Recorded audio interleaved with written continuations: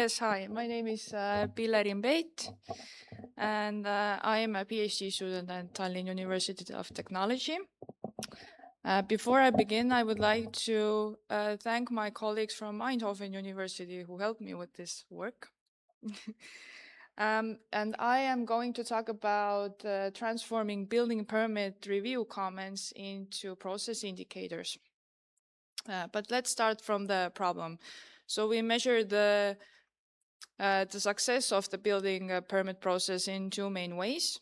We measure the number of days it takes to obtain a building permit.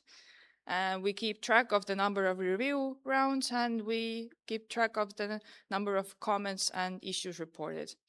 And then we also conduct surveys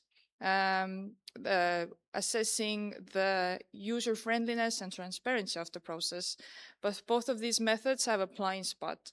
So with the measuring of the number of days or such, we measure the outcomes of the process, but not why the friction happens. And with the surveys, we always have quite a high level of subjectivity because it really does depend on who we ask and their point of view of the process. But we actually have very specific evidence of what is going wrong during the process, as you can see here. Don't try to read it, it's in Estonian, but it is a very detailed description of what exactly is wrong, what is incompliant, what is missing. And this is one of the many comments that the reviewers make.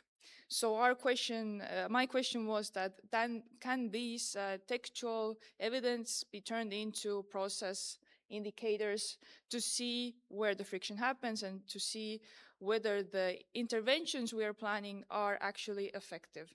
So to do that, we took data from the Estonian Building Registry, which is an environment that is mandatory for all reviewers and applicants, and for the whole official communications happens there. We took data from 5 municipalities, ranging from 5,000, around 5,000 inhabitants to over 50,000 inhabitants, and we took all building permit and building notification processes that ended in 2025. And that totaled in around 34,000 comment rows. So we cleaned the HTML syntax.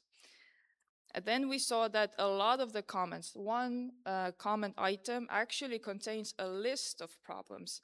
So we split those lists in a way that wouldn't break the reference to legal documentation. And then we anonymized the items. So because many of them contain specific contact details, names, emails, and we also replaced image HTML with just a tag of an image so that the semantics of the item stays intact. And that gave us around 90,500 comment items. And with those items, we classified them, and then we calculated the indicators. So on to the classification. For the classification, we use an EstBERT-based methodology.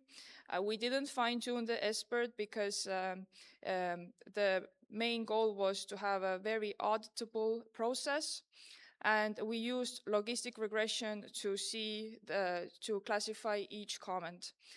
We made a taxonomy based on the analysis of the Estonian building regulations, and we came to a two-layer taxonomy. First is primary labels, which refer to the type of the comment that is made, and the second is domain labels, so which domain the comment refers to. And then we classified them. It is important to note here that each comment item had to have at least one primary label, at least one, but it could have a domain label. The domain label wasn't a requirement. And from those labeled comments, we then calculated process indicators, which are derived from a previous qualitative research. And so we were looking for 4 indicators. So how many applications require multiple review rounds?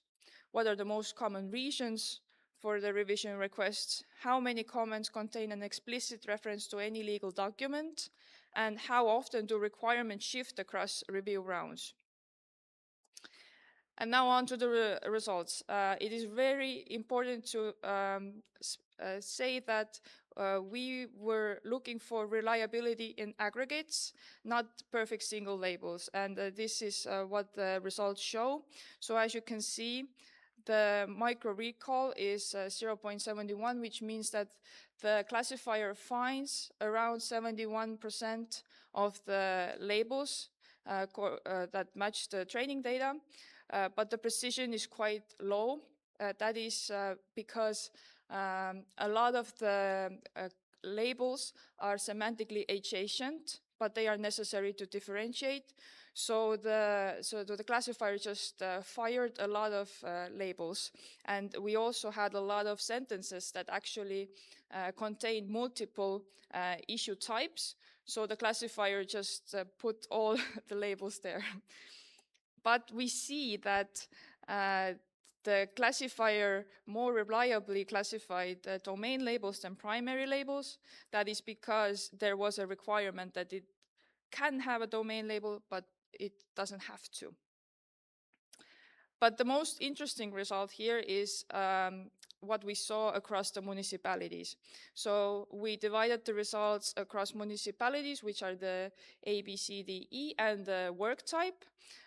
This is then the results for the building construction work type.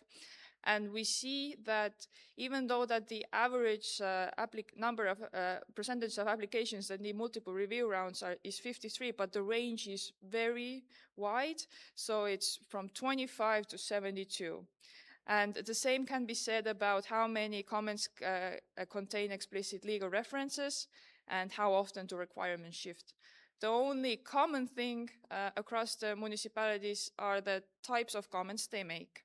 So it can be said that the process that the applicant faces is very dependent on which municipality they go to, and this is a cause of a lot of friction. And it is very important to note also that this complies to the previous qualitative research. The difference is now that we can objectively measure the outcomes. But there are some limitations. So there was one manual labeler, and the categories are semantically adjacent, as I said.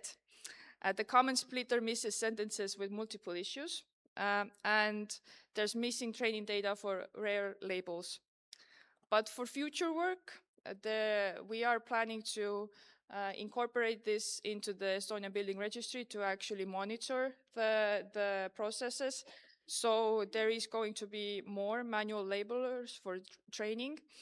And we are planning to incorporate better sentence splitting with an LLM. And the next step is to combine this machine learning method with an LLM-based method so that we can have more reliable labeling and they can work together. And if they disagree with each other, then a human can interfere and further train the model. And this gives us more reliable statistics. And with that, we come back to the original research question. And the answer to it is yes, it doesn't perfectly classify each individual comment, but it's reliable enough in aggregate. And with that, I say thank you. And with the opportunity that I have, I would like to invite you to answer to the survey I am conducting right now, which is the next part of my research. Thank you.